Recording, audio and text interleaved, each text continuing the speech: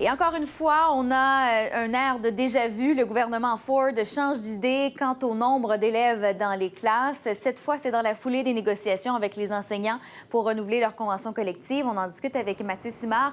Mathieu, donc le nombre d'élèves augmenterait, mais moins que prévu. Oui, et voilà, et on vous a préparé, Gabriel, un tableau pour essayer de démêler les chiffres parce qu'il y a eu beaucoup de changements, en effet. Je vous ramène d'abord à mars 2019. Il y a la ministre de l'Éducation de l'époque, Lisa Thompson, qui annonçait que la taille, le nombre moyen d'élèves par classe allait passer de 22 à 28. Cependant, devant la colère des parents, il y a le ministre suivant de l'Éducation, Stephen Lecce, qui a indiqué à la fin de l'été que les classes, la taille des classes allait demeurer pratiquement inchangée à 22,5. Il avait cependant précisé là, que son gouvernement conservait la même intention d'augmenter à 28 le nombre d'élèves par classe d'ici la fin d'un premier mandat. Et là, aujourd'hui, coup de théâtre, le ministre nous annonce qu'il est prêt à établir le nombre moyen d'élèves par classe à 25. C'est une proposition qui survient dans le cadre des renégociations des conventions collectives dans le milieu de l'éducation.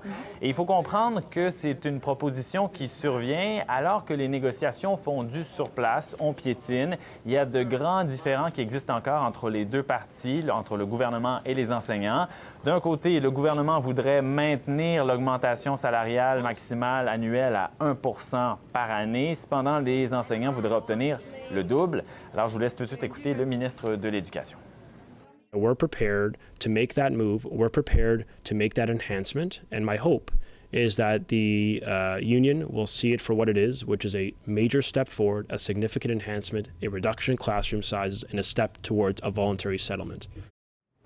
Et Mathieu, les syndicats accusent le ministre de ne pas dévoiler toute la vérité. Voilà, selon les syndicats, le gouvernement garde certains détails secrets. Il ne les dévoile pas public. Il y a notamment le syndicat, ou du moins la Fédération des enseignants des écoles secondaires de l'Ontario, qui dit que le gouvernement, dans sa proposition, a éliminé tous les passages où on fait référence à un plafond sur le nombre d'élèves par classe, ce qui veut dire qu'il pourrait y avoir, par exemple, des classes avec jusqu'à 40 élèves.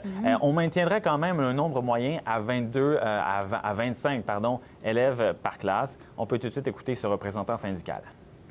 The proposal that came across the table at the same time to eliminate all language that imposes caps on classes and guarantees a certain level of quality education environment. He's saying that you get rid of those and classes can go up to any level that is determined by,